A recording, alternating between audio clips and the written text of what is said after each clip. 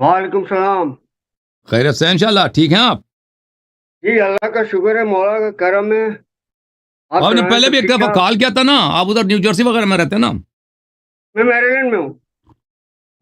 میری لینڈ میں. اوکے، اللہ آپ کو سلامتی دے. حکم کریں ڈاکٹر صاحب. جی جی جی، ایکچولی میں آپ کے بہت عرصوں سے لیکچر سن رہا ہوں.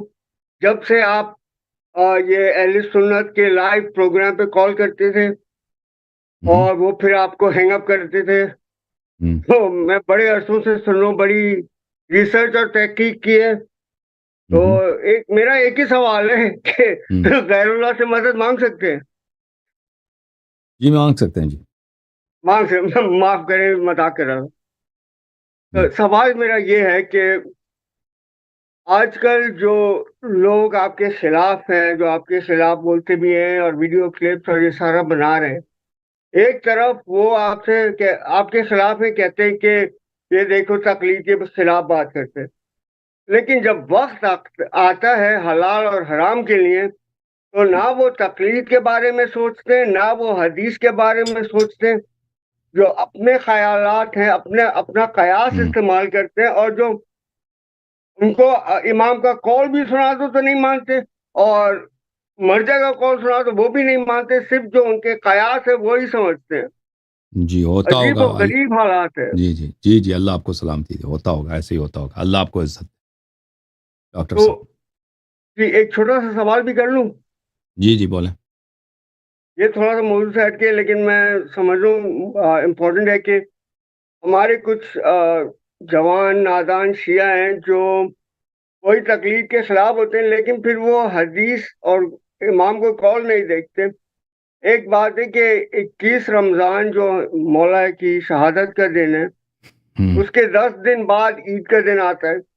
تو ہمارے بہت سے شیعہ جو ہیں وہ کہتے ہیں کہ عید جو ہے وہ مولا کی 10ویں ہے، وہ عید نہیں مناتے. اور تو جہاں تک مجھے یہ معلوم ہے، ایک جی جی بدعت ہے بھائی، ایک بدعت ہے. ٹھیک ہے نا؟ اہل بیت جی جی علیہ السلام نے امیر المؤمنین علیہ السلام کی 10ویں منانے کا حکم نہیں دیا. عید جو ہے، عید کا دن جن لوگوں نے روزہ رکھا ہے، جن لوگوں نے، اس میں روایات بہت زیادہ ہیں، وہ اللہ تعالیٰ سے جوائز و انعام اور بخشش لینے کا دن ہے اور سعادت کا دن ہے. جن لوگوں نے روزہ رکھا ہے، جن لوگوں نے عبادت کیا، اور جن لوگوں نے عبادت نہیں کی ان کے لیے شقاوت کا دن ہے. عید کا دن انسان اللہ تعالیٰ سے روزوں کی وہ مانگتا ہے. لیکن یہ عید کا دن ایسا بھی ہے کہ اس میں کیونکہ آل محمد علیہ السلام کا غم کا حق دشمنوں کے ہاتھ میں، اس میں اگر کوئی تجدید غم انسان کو غم کا احساس ہو، یہ نہیں کہ ماتمداری کا حکم ہو، نہیں، غم کا احساس ہو، انسان دل میں یہ غم کرے بھائی میرے مولا کہاں ہیں، ابھی امام عصر علیہ السلام کہاں ہیں، اگر یہ کرے تو اچھی بات ہے. اور اگر دعائے ندبہ پڑھے، اس کی رغبت ہے. دعائے ندبہ روز عید، ندبہ بولتے ہیں گریہ کرنے کو، ماتم کرنے کو بولتے ہیں. تو ہر طرح کی ماتمداری کا حکم نہیں ہے. اس طرح کی ماتمداری دعائے ندبہ کے حد تک، اس دن آپ دعائے ندبہ پڑھیں. اور پھر انسان جب نماز عید پڑھتا ہے تو یہ روایات میں ہے کہ نماز عید امام عصر علیہ السلام کے علاوہ کسی اور کے پیچھے یا ان کے وکیل خاص کے پیچھے آپ نہیں پڑھ سکتے. وہ فرادہ آپ پڑھ سکتے ہیں، لیکن جب نماز عید پڑھتے ہیں اس سے پہلے یا اس کے بعد دعائے ندبہ انسان پڑھے، یا کچھ لوگ مل کے دعائے ندبہ پڑھیں.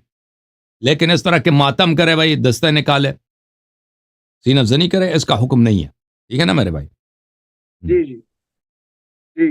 اور امام کا قول بھی تو ہے نا کہ میرے غم میں صرف 3 دن غم کرو،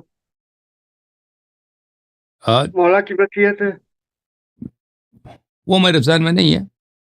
بہرحال ائمہ اطہار علیہم الصلاۃ ہو سکتا ہے وہ شیعہ، میرے ذہن میں نہیں ہے. ائمہ اطہار علیہم الصلاۃ والسلام کے غم میں ہمیشہ انسان حزین رہے، اچھی بات ہے. لیکن عید کے دن کے لیے کیونکہ اس میں احادیث موجود ہیں کہ یہ اہل ایمان کے لیے، اہل تقویٰ کے لیے خوشی کا دن ہے، تو اس دن غم منانے کا حکم نہیں ہے. جی سر. جی جی، بہت شکریہ، بہت تھینک یو شکریہ. سر. اللہ آپ کو جزائے خیر.